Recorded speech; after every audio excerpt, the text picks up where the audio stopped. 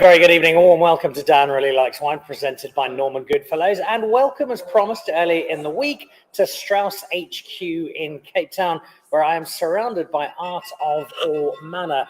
More conventional art, the walls are littered with masterpieces. The art I'm more interested in, though, is the art that comes in bottles, and the bottles we are drinking this evening are going to be some of the best I will drink, not just this year, but probably in my wine drinking lifetime. Because once again, Roland Peens, who clearly couldn't find anybody else to come and join him, has roped me in for a dinner as Strauss prepare for the next load of wine from the famous Coates Cache that is going to be up for grabs. Not just on its own, though, in the form of NFTs. And nope, I don't have a clue what they are either, but Roland is going to be with us today to talk through the wine, talk through the NFTs, and explain why this particular collection of wine has had such an impact on the South African wine industry. And leading from that, we've got two of the sommeliers who've been benefiting today. I think you can hear some of them in the background excitedly cluttered around bottles of fine wine.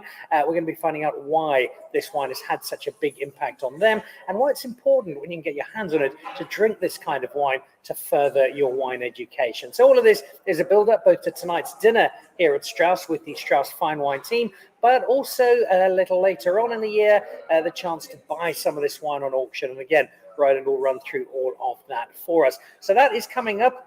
It has been a very busy week for Dan Really Likes Wine. Tuesday, lunch with Peter Allen Finlayson and the launch of his new Crystalline wines, as well as his new Gabrielskloof. Wednesday, some time spent with Johan de Vet, and 7, if you include the bubbles, new Chardonnays from De Wetsoff. I think there's an unwritten competition between them and Demersdal, who can do the most of a single varietal. I think it's 7-6 at the moment to De Wetsoff, but expect a new Sauvignon Blanc from the Demersdal team soon. And then last night, a lovely dinner at Marble with Dani Statler from Carbslick, drinking some of his wine. And just the Chenin Blanc Dani makes gets better and better and better. But it's got some stiff competition for my best wine this week because, as you can see in just a moment, some vintage Dechem, some vintage Mouton Rothschild, vintage Romanee Conti, Penfolds Grange, Screaming Eagle Harlan. The collection of wine is staggering. What does it taste like? What's it all about? How can you get some? We'll find out in just a moment. Roland, first of all, though, here's some of the latest wine news.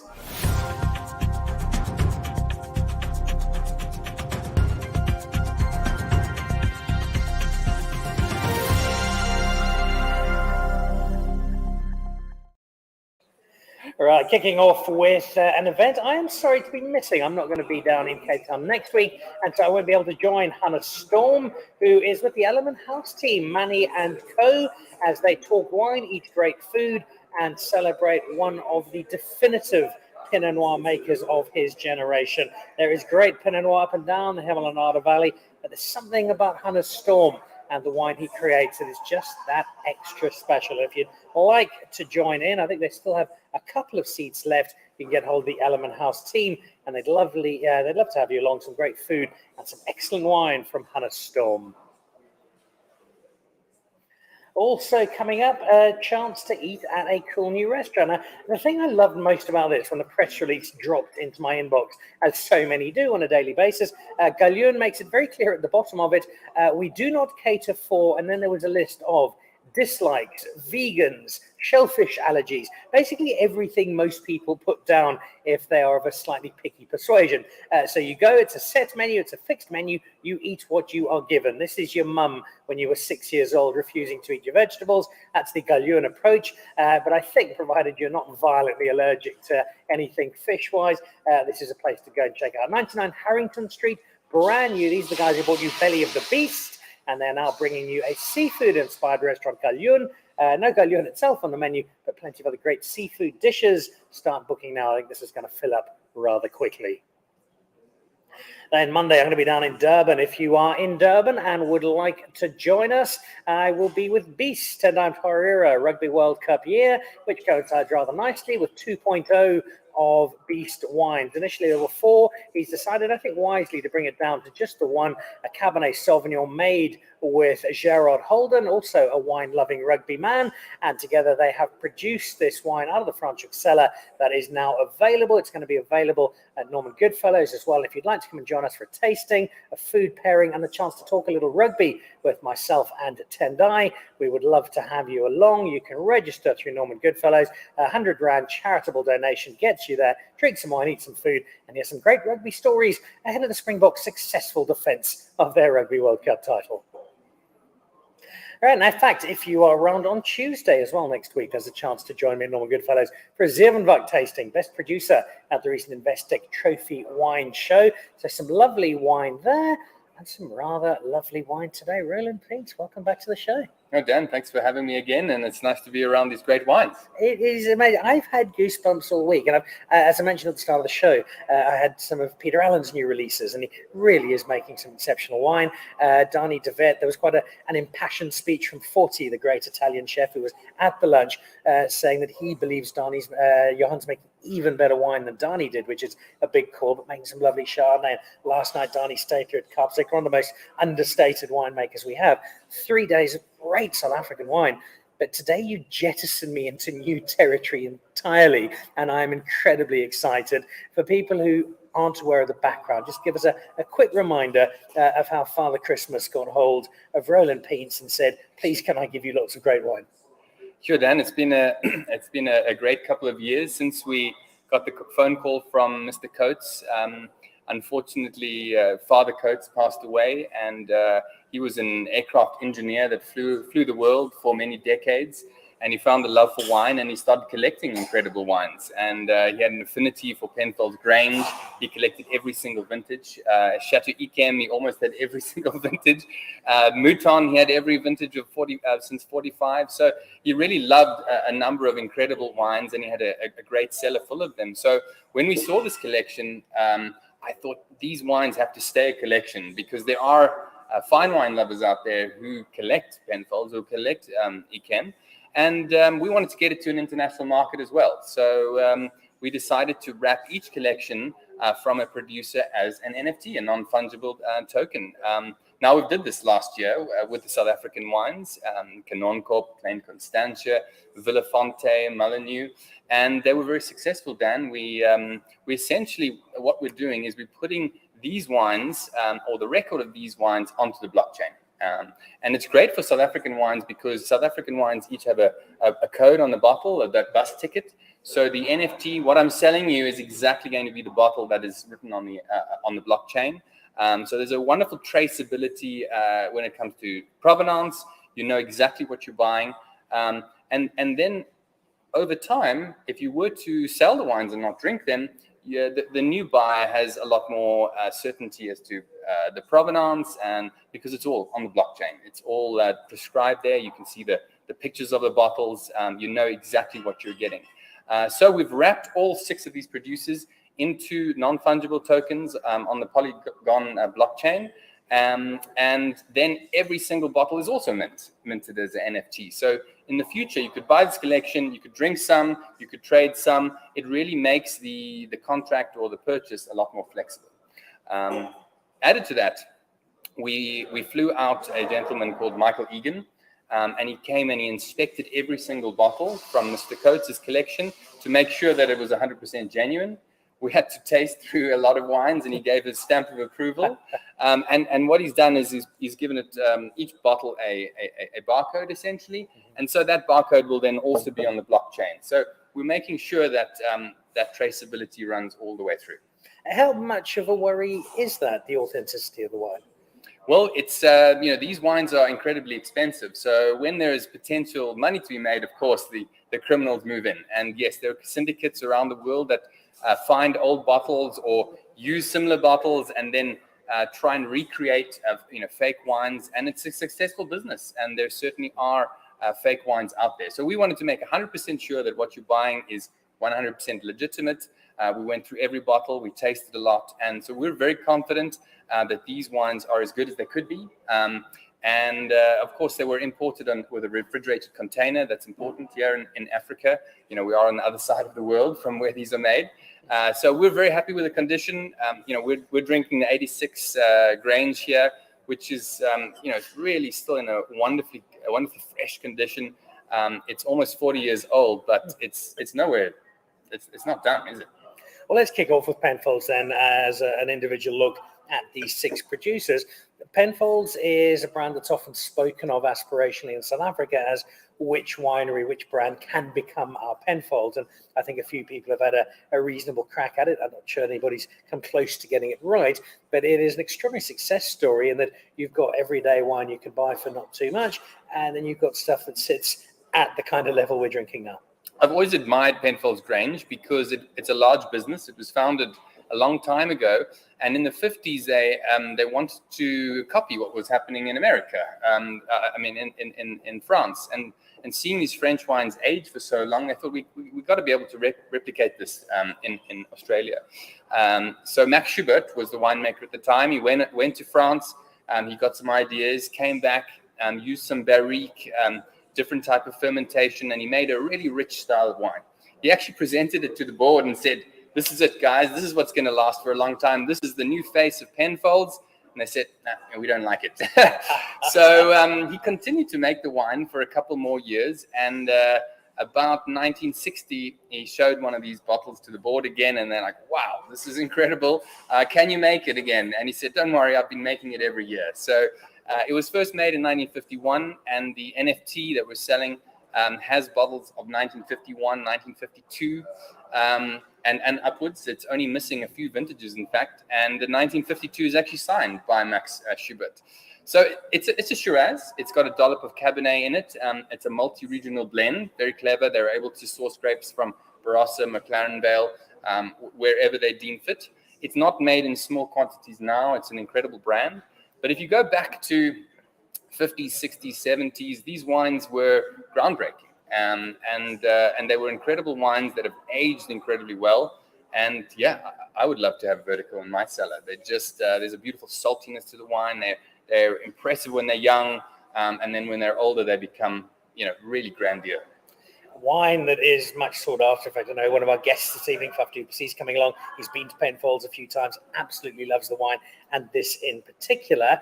If it is this good, if it is this celebrated, it is not going to be inexpensive.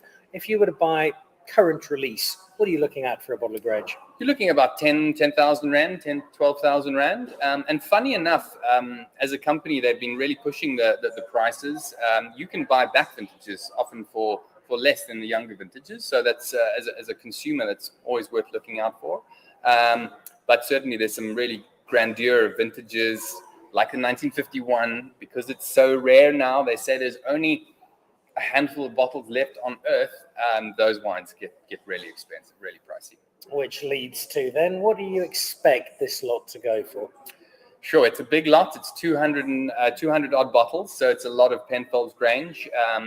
Somewhere around 6-7 million, somewhere around there. It's a lot of Penfolds Grange. It certainly needs to go to someone that really loves Penfolds.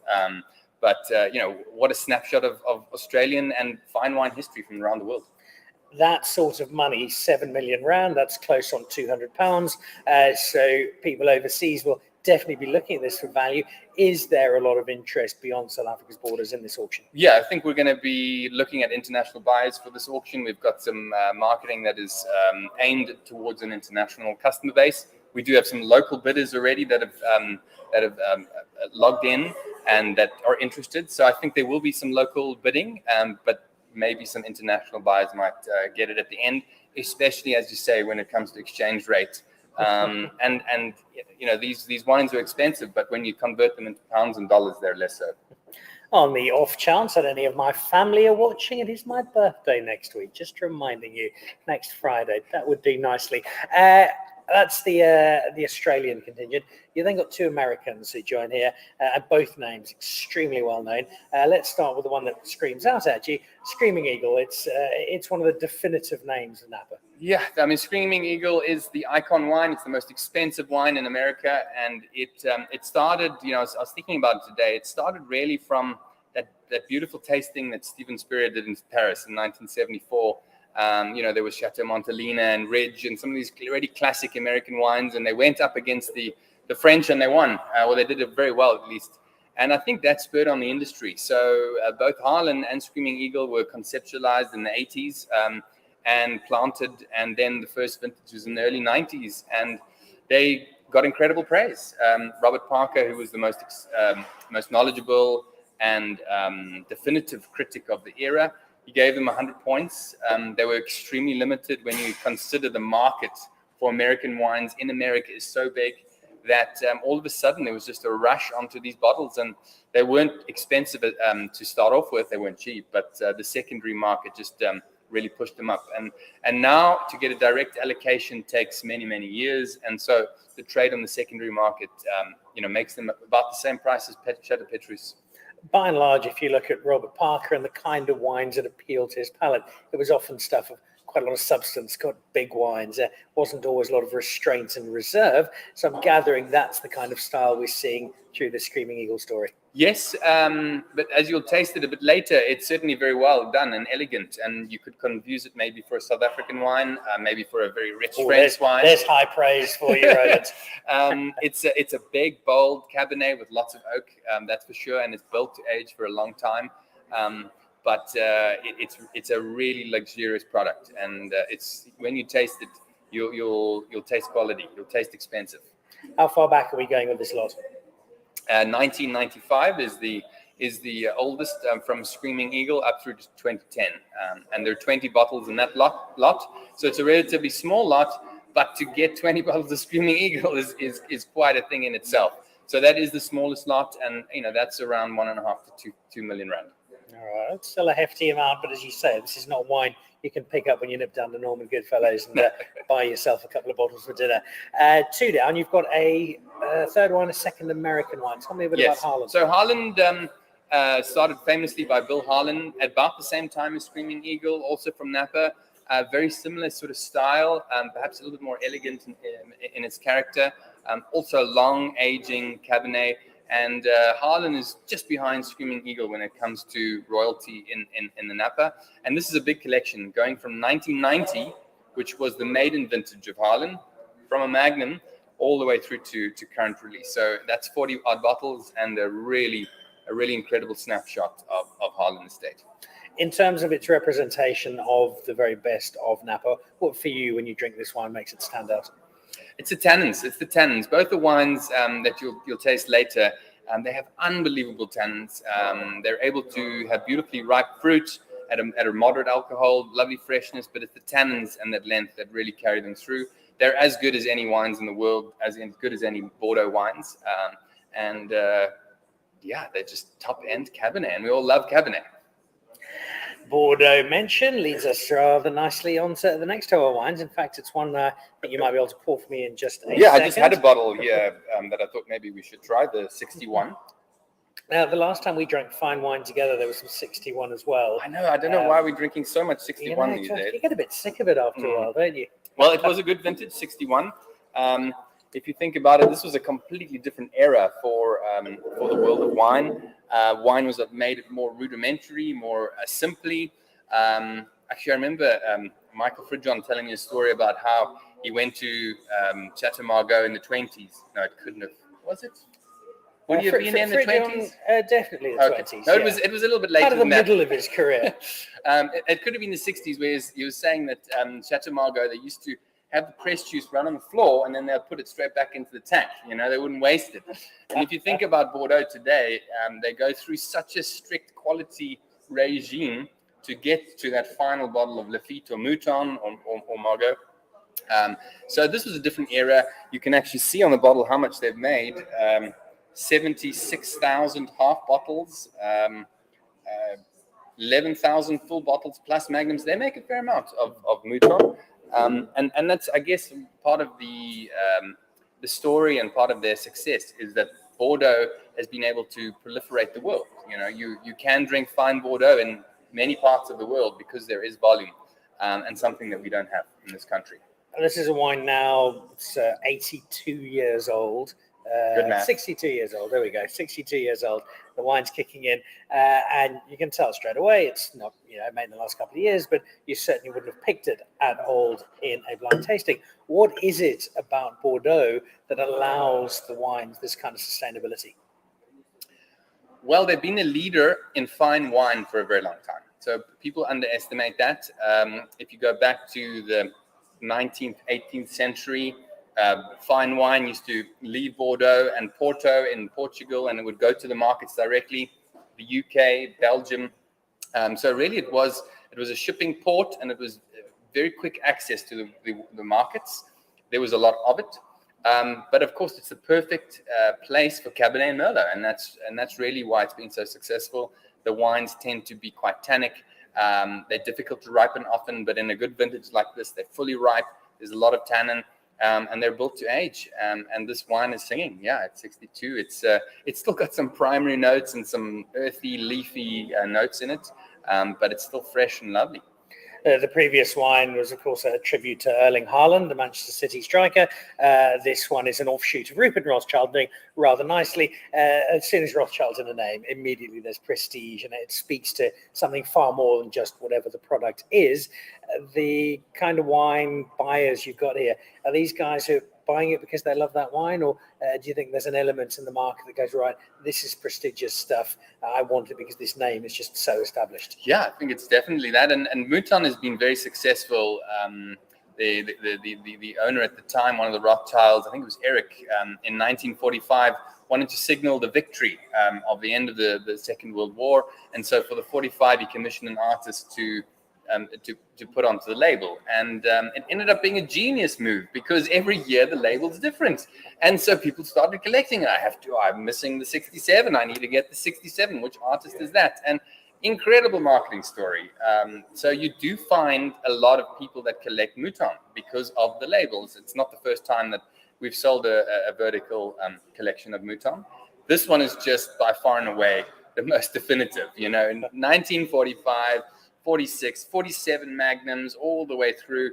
Lots of big bottles in this lot. I think there are 33 double magnums. There are a few 5 liters as well. So this is going to go for a pretty serious Mouton collector somewhere around the world.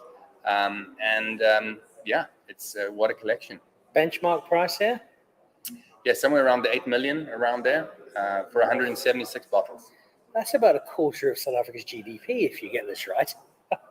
It's a wonderful collection. And I love the art label story, because a brand that's almost as celebrated as Mouton Rothschild, Mukuyu from Eastern Zimbabwe, had a very similar project, and my father had a number of the labels as an artist.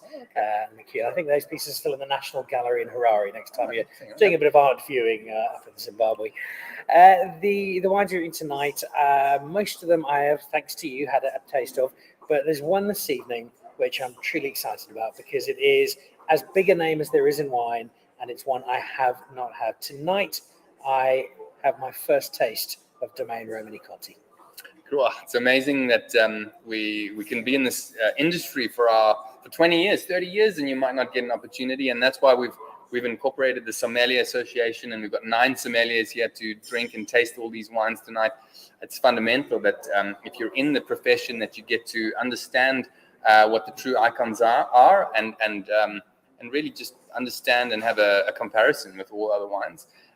Romanee Conti special because everyone wants it, and that just drives up the price, sadly. So we're not tasting Domaine Romanee Conti, the actual monopole, which it's most famous for. Frankly, it's just too expensive to open it. We're talking the price of a Mercedes-Benz for one bottle. So we're tasting the Romanee Saint Vivant 2008, which I think is in great condition. It's a wine that always steps you in the tracks. It's floral, it's fragrant, it's composed, it's powerful, it's elegant, it's ethereal. It's got everything. The story of a brand always fascinates me, how one brand from often the other side of the road can be so much higher up the ranks and the perception than another. What's been the secret to this Romanee Conti success story? Yeah, I think like most producers around the world, it's always been about quality. And of course, having representation in America, I think that was key with Romanee Conti, and representation around the world. Distribution plays a really large role in how good your branding can become. But quality, it's consistent quality. Every vintage, quality comes first, and that's what's made these producers where they are today. Price on this lot, as I so this is a good one for your birthday. It's 80 bottles from 1999 to 2015. It's not the Corton. That's their newer vineyard that they produce, and there's no Montrachet. So it's all the rest. There are a couple bottles of Romanee Conti. There's 17 bottles of Latache. There's a lot of Richebourg, Romanee Saint Vivant, Echezeaux, Grand Echezeaux, and some of the Vin Romanee, the declassified as well. So those 80 bottles, somewhere around 8 to 10 million. Giving it away, Roland. Giving it away. There will be people who are new to the wine world, people who are still getting their head around this concept of fine wine. To justify those kinds of prices, that kind of investment, for someone who doesn't know wine, in many ways similar to a conversation about an expensive sports car or a particular watch. For you as a wine lover, forget Roland the wine salesman, just Roland the wine lover, how do you justify those kind of prices for this kind of wine? It's an important point, and really my answer, Dan, is that we need these kind of wines. We need them to be transacted. We need them in our fabric and our industry.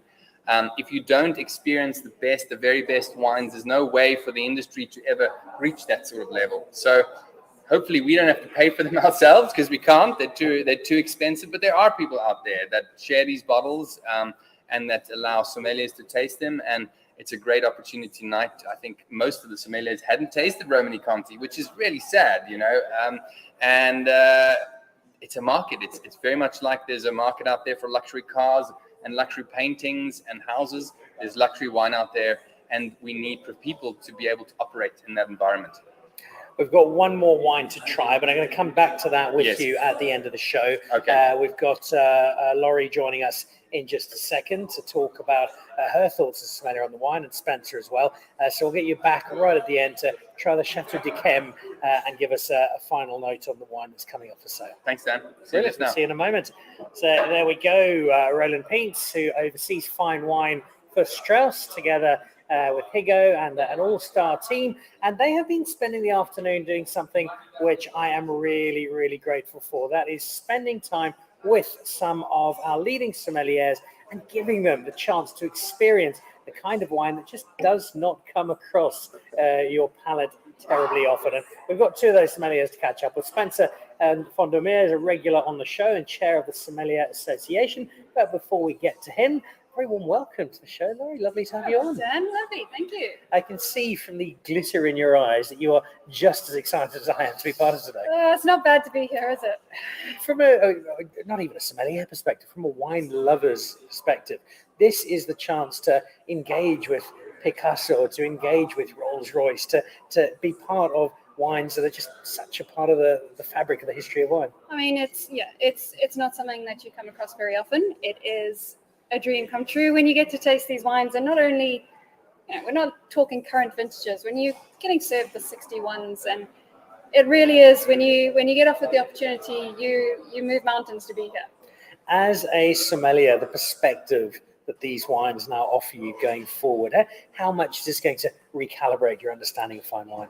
It's huge. To be able to benchmark yourself on some of the top in the world, and you can read about wines, you can study for years, but until you've actually tasted them, until you've sat down and really paid attention to what makes them the top in the world, you're never going to have that experience from books.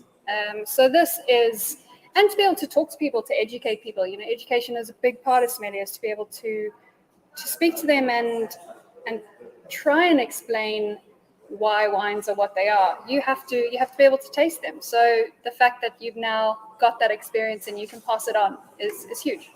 You also come to this from the perspective of somebody who makes wine. And if we look at the wine that is on show, we've got Barossa Valley, we've got the Napa Valley, we've got Burgundy, we've got Bordeaux. Really the only major region missing is KwaZulu-Natal. Yeah, of course. It's I mean, if you're going to have a melting pot of regions, you might as well try them all. So tell me a bit about the wine that you're making. We're based in KwaZulu-Natal Midlands. Planted the vines back in 2004. It was a bit of a mad idea. My father was the one who planted it, and he decided he was going to plant a vineyard, become a winemaker with absolutely no experience in wine whatsoever. And it's KwaZulu-Natal. So it is a difficult climate. It's summer rainfall. We keep it a small vineyard, which, again, tasting iconic wines like these, most of them are are small, especially the French ones. So we've always said, because of the climate, we can't go too big, but you can always aspire to bigger prices and not as many quantity-wise. So it is a hard climate, but we do what we can. Between my dad and myself, Abingdon Wines is it. And yeah, we made history back in 2007 with the first estate wines to come out of KwaZulu-Natal. One of the stories that we've been seeing come through the show a lot over the last few years is the experimentation. I think it's at the heart of pretty much all winemakers, but especially in South Africa. Suddenly we're seeing a bit of Assyrtiko growing here, some Aristocrats growing there, and people are looking as climates change, as they adapt to new kinds of grapes. In KwaZulu-Natal, what are you planting? What works there? Well, interestingly, we didn't know what would work. So for a small estate, we planted a lot. Typically, in terms of our standard white wines, we do have the Sauvignons and the Chardonnay, but what we've become very well known for is our Viognier. In the reds, again, we planted the Shiraz and the Cabernets, but we've become very well known for our Nebbiolo, which, looking at where Nebbiolo grows in Piedmont, it does suit that kind of alpine, foggy climate. We've recently planted things like Tempranillo, we've planted Malbec, so it is always about experimenting for us because we are still young.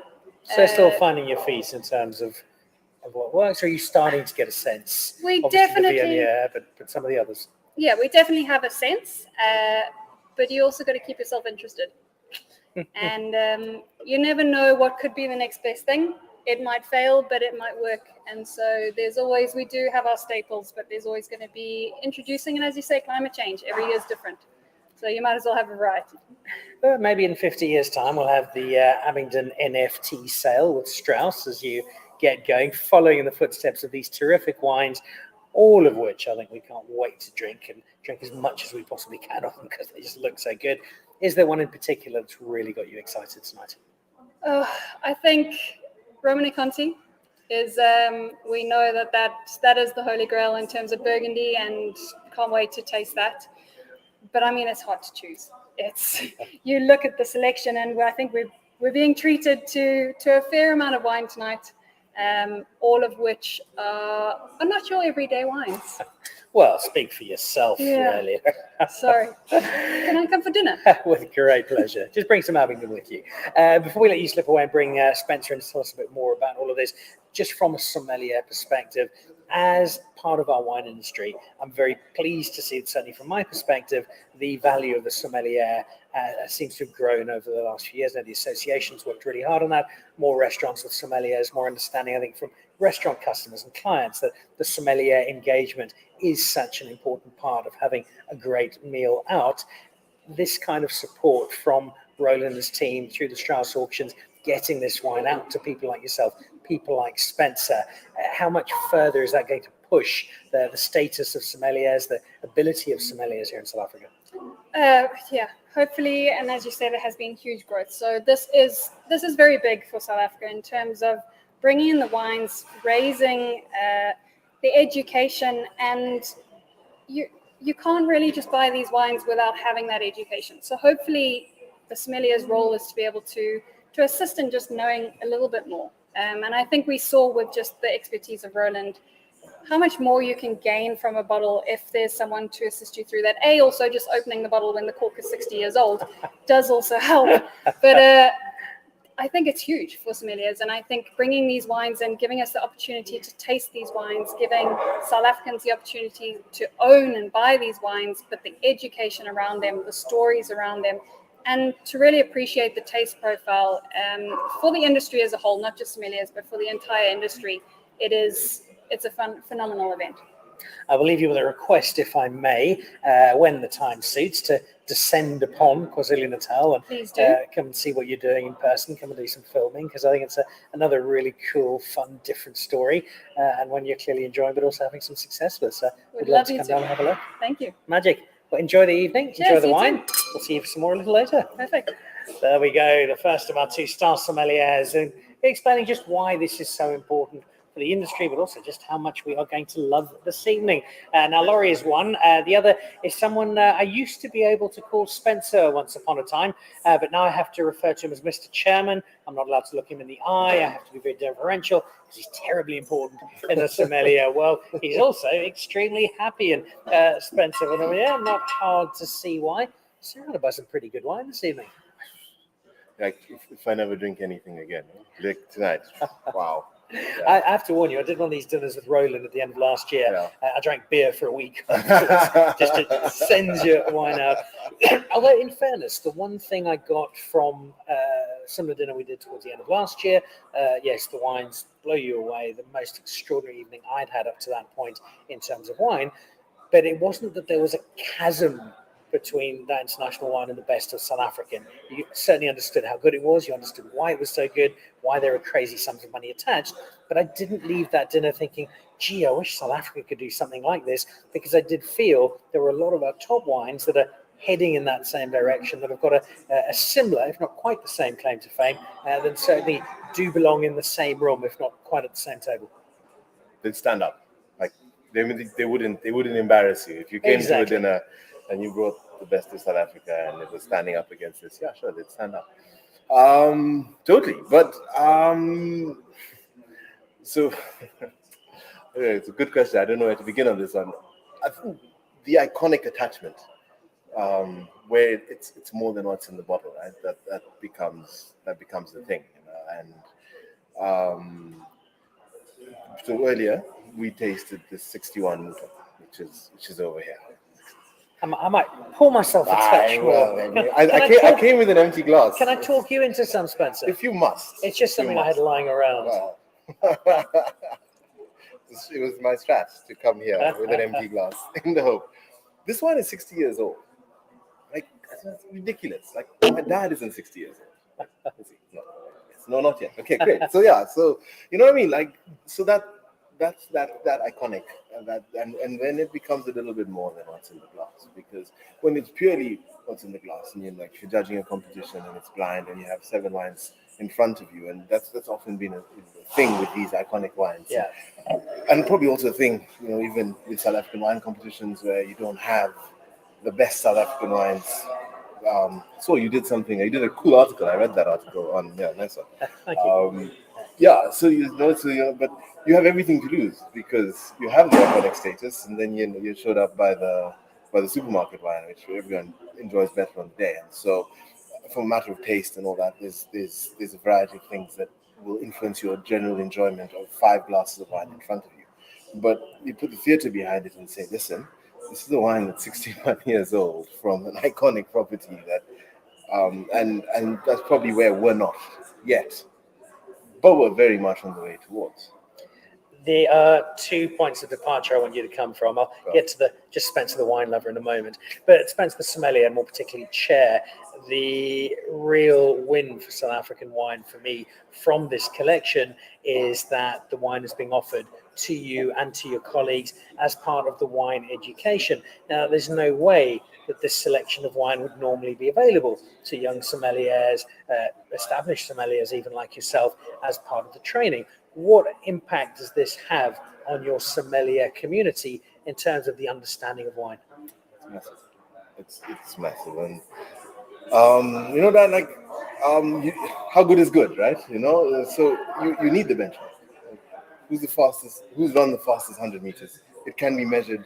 You watch the YouTube video, like that's the benchmark. We have great wines, we really do, but what's the benchmark, compared to what? And quite frankly, we haven't had the opportunity. We've got the rand discount, we've got scarcity as well. I mean, we're literally at the bottom of the world, and physically, not in any other context, just physically. So there's not a lot of wine, and there's like this one, 30,000 bottles made 60 years ago.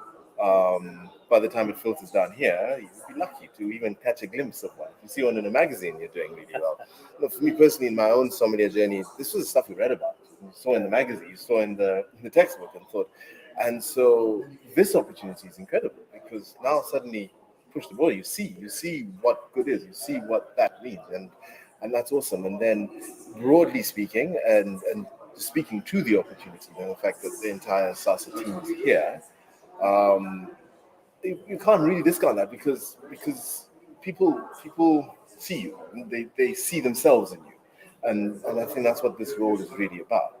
It's really about how does this become an influence for change, or how does this become a vehicle to change people's lives and stuff. And so when they see people they know drinking Mouton Rothschild 61, and you think, well, that could be me. It's now possible. So that's great. Yeah, that's cool. Well, let's talk about the 61 Mouton Rothschild and talk to it from not the sommelier perspective, but just the wine level perspective. I asked Roland a little earlier in the show about the prices attached to these kinds of wines and how you can possibly justify them, which you and I, if we had the money, wouldn't blink at. But for many people, gee, that much money for a bottle of wine, why on earth? Have another mouthful of this and tell me why this 62-year-old wine warrants the kind of investment that's being asked for, why this is quite so iconic. How much time have you got? I think it's very practical. I'm going to give you one very practical answer, and then I'm going to give you a more philosophical answer.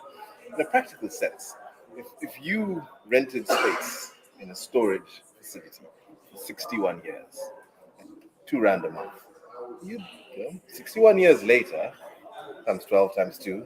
Well, not that. That's why I sell wine. I'm not an accountant, but you. So just the physical cost of storing something in great conditions is something that must be factored into the cost of it. So practically, that's a thing.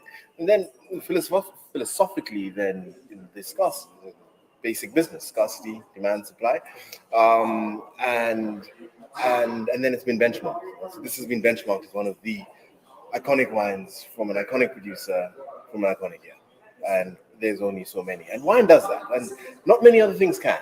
If this was a Castle Light, it's still going to be a Castle Light next year, right? And you'll attach the memories of the great Castle Light I had with Dan and team. That was nice, but there's nothing distinctively different from one Castle Light to another, whereas wine can encapsulate that, because heck, none of us were here in 1961. This bottle of wine was, right? And I mean, that's something to think about. It's like sitting in a vintage car. It's like, can you attach a cost to that sort of thing? I don't think so. It is the most wonderful form of time travel. It is, though, right? Yeah, no, absolutely. Before we downgrade dramatically and bring back Roland, there are 6 producers this evening. We're drinking the Mouton Rothschild, which is the wine for tonight that's got those goosebumps the most pronounced. It's great. Experientially, the DRC, I guess that's the low-hanging fruit answer, but I've never tasted it. I genuinely like. We're in the same boat. Oh, there we go. Okay, cool. Where are you sitting? I tell you where I'm sitting, next to the Romanee Conti. That's where I'm sitting. I mean, it's fairly young, that one. I think it's from the 80s. It's 2004. Is it 2008? So it's not particularly old. Like, it's not got the reverence of age that some of the other wines we're tasting today, but it's got the swag, right? I mean, it's the most expensive wine in the world. Like, and experientially, you've got to do it, right? You've got to do it. It's like going to Monaco and not watching the Grand Prix. You've got to do it. So yeah, no, it's cool. Well, I tell you what, if you've got a gap a little later on this evening, let's have a glass of Romanee Conti together, shall we? Worst people I could think of drinking on with. Absolutely. Cheers, Dan. Thank you very much. Lovely to see you. And in parting, thank you for everything you are doing for the association, everything that sommeliers are doing for wine in South Africa. It's an invaluable service, and you do it brilliantly. Thank you very much. If I can shamelessly punt something very, very quickly from the sommelier's perspective, please do. What we're doing, we've got our best sommelier competition, best sommelier in South Africa competition coming up in September. We just recently signed up 2 recruitment companies. One recruits to ships and one recruits to top hotels and restaurants and lodges. It's a really big deal for us because it means, before we just would certify and give you an opportunity with a qualification. we can now close the circle and say, you've got a certification, we can get you a job, we can literally change people's lives. That's fantastic. So that's new and happening. Well, so very over our DRC later, let's have a chat about I that, would because love to. as Dan really likes one, we'd love to support that and do more Thank with you. it. No, I appreciate that. And I love hearing stories like that. Cool, So thank man. Thank you very much. you. Magic. Off you go. Spencer, Cheers, mate. thank you very much indeed. The chair of the Sommelier Association of South Africa, Spencer Fonomier, who gives us, as with Laurie, just that sense of how much this evening and its implications mean to them personally, but also to the industry. Right, Roland has returned. He has nipped down the road to the Salvation Army thrift shop and has returned with a jacket, but also with a rather large bottle of wine, Mr. Peens. Well, indeed. So this is a double magnum. It's a 3-liter bottle of Chateau Mouton, 1989, and the collection of NFTs includes this incredible Chateau d'Yquem lot. It's difficult to pour sitting down, so I'm going to just... we could just drink it out of the bottle already. We could, but there's others here tonight, so here we are. Yeah, so large formats we've spoken about, but Chateau d'Yquem's NFT goes back to 1892. No. So there's a lot of older bottles of Chateau d'Yquem. It's obviously renowned to age very well. The older it gets, the more golden dark it becomes, and the bottles that are 100 years old, they're almost toffee-like black. So incredible collection. A lot of them have been reconditioned and recorked at the chateau, so you can buy a 1940s Yquem and you know that it's still in great condition. It's been checked, and it will age further. And this is a great vintage 89 that we're going to be tasting and drinking tonight. Typical Yquem, just so enthralling, haunting, flavorsome. It's got that perfect balance of sweetness, texture, acidity, and alcohol, and it's just an amazing drink. And the champion wine in the South African space for this, both in terms of quality but also name and reputation, is the Van der Constance. How similar, for people who haven't had Yquem, are those two styles, are those two interpretations of a sweeter wine? Yeah, not too different. I mean, the big difference, obviously, between the grape varieties is that this has got noble rot, which is a way of desiccating the grape and making it more concentrated, and it adds a flavor element as well. Van der Constance is clean grapes. It doesn't have any of that noble rot character, but they have about the same sort of sugar. They can last a very long time. Yquem it just needs 20 years to really be sensational, and this is now at 30, 33 years, 34 years, and it's just perfect. Oh, it is glorious. And it's one of the things I love about sweet wine, and that the name is almost a misnomer for people who haven't had it. Well, I don't want that. I don't like stuff that's too sweet. Because, yes, there's plenty of sugar there, but the flavor profile is so much more than just the sweetness. It's a savoriness, and you can go to Chateau Yquem and you can have a 6-course dinner with just Yquem wine. Savory elements as well. So it's a remarkable wine. It's not a wine you're going to drink every day, but if it's the desert island and you need to have a sweet wine for the end, I think it would be difficult to go past Chateau Yquem. All right, I'd need to buy it to do that. I would need to pay you to have that. What am I looking at for this last lot? This is a big lot, and it's going to be somewhere around 4 to 5 million rand for the incredible 100-year-plus collection of Chateau Yquem. I think we've piqued a lot of interest for the show this evening. Also, hopefully answered a few questions around these wines.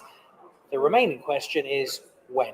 Now, it's already online. You can go and register to bid and start bidding already. We've got a number of registrations, so from today on, we're going to see some bidding online, hopefully. Has the opening bid come in for anything as Not yet? yet, but it's obviously a very stressful time, but this is what we do in the auction world. We put up these incredible opportunities, and through our network, we're hoping for bidders, and we think it'll happen. I'm pretty sure you will. It's been a great collection. We move into our dinner now, which I'm very excited about. If I was the chef, I'd be a little daunted because it's quite a lineup to work for, but I think we'll be very, very pleasantly looked after there as well. Roland, thank you. Best of luck with it. And I think from the wine community, it's obviously very cool to have all of this and to do it, but the educational element, sommelier, it's so important. And thank you for coming tonight. Well, maybe just one more thing to say on that is I convinced Mr. Coates to give 4 million rand of this wine to charity and to education. And I think that's an important element.